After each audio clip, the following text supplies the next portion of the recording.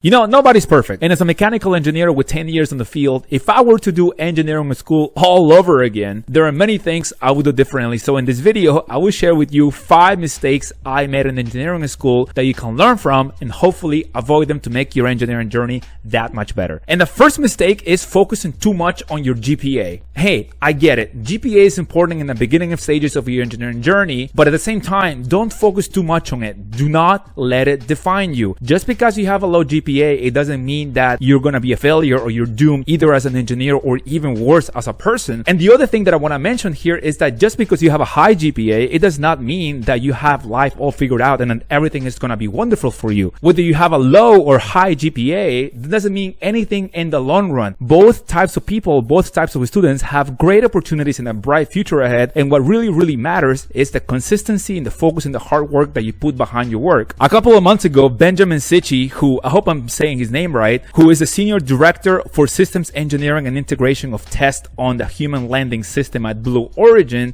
said that he got a 2.4 GPA in his first semester in college, and he thought maybe he wasn't cut out for engineering. Today, I'm landing 2 spacecraft on Mars and designing one for the moon. STEM is hard for everyone. Grades ultimately aren't what matters. Curiosity and persistence matter. If you have a low GPA, work a little harder, keep looking for opportunities. And if you have a high GPA, do the same thing. Keep being consistent, keep working hard because the opportunities aren't just going to show up in your lap. But overall, do not let your GPA define your worth as an engineer, as an engineering student. But even worse, do not let your GPA define your worth as a human being. The second mistake that I made in engineering school was the fact that I did not develop communication skills enough. And what I mean by this is learning to tell a story, practicing before interviews. Personally, I never did this, but I think it would have helped me a great deal whenever I would introduce myself in interviews, whenever I would introduce myself in career fairs, job fairs, because whenever you meet someone, remember that you have less than 30 seconds to make a good impression. And if you can actually take advantage of this time and know what to say and how to introduce yourself, then the interaction is going to be that much smoother. And who knows, that might even get you an opportunity just based on the fact that you made a great impression in the beginning. So now here's what I suggest you do. Whenever you have a big event and you're going to be introducing yourself to someone or to a group, I want you to write everything that you're going to say. I want you to practice telling your story, not so that you can memorize what you're going to say, but so that you can actually make the process of you saying what you're going to say more smoothly. That way, you're not just winging it, especially when you are about to talk about your resume. If you don't know how to tell your story, bottom line, then you're not going to get your message across, and that's going to be detrimental to your opportunities. The third mistake that I made as an engineering student is that I was relying too much on applications. I was relying too much on only applying online. And hey, nowadays it's very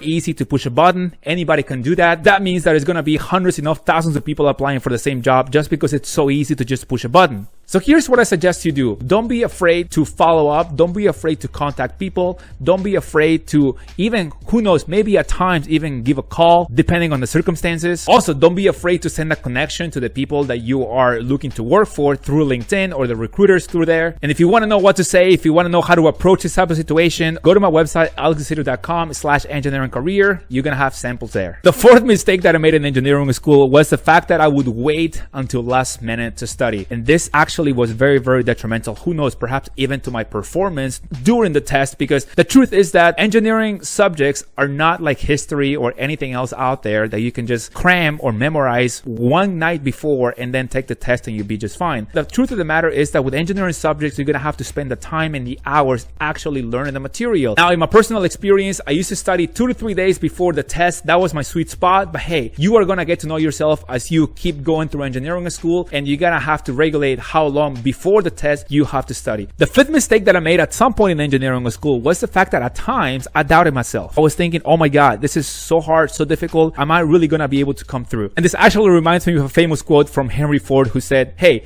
if you think you can or cannot do it, you're right. And this is actually true for anything that we do in life, especially when it comes to engineering school, because the more you doubt yourself, the more you're going to think that you cannot do it. But trust me, in my personal experience, this was just a very temporary mood, because if you keep taking it day by day and you just grind it out, you are going to be able to get through it. And this whole self-doubt is going to go away. You, my friend, you are going to be able to overcome it. So just keep going. And now, of course, as always, I'm feeling nice today. And so I'm going to give you a bonus mistake that I think a lot of engineering engineering students may be making, and that is the fact that their social media feed may be sabotaging you. Now, you might be thinking, hey Alex, how is it that my social media feed is sabotaging me? Well, think about it. If you are constantly being bombarded with negativity and bad news and just terrible things that are happening around the world, that's going to take your attention away from focusing on your studies, and you're going to be distracted. Who you follow and what you pay attention to actually matters and influences your mood. It influences your enthusiasm. It influences the way you look at the world very, very heavily. So make sure that you are selective with who you listen to and who you pay attention to. So if your social media feed is full of negativity, make sure that you clean that up, and you're going to be that much better off, my friend. And then the next thing that you need to do is go watch this video right here where I share with you my 3 biggest regrets from engineering school, and that I'm sure will help you in your journey.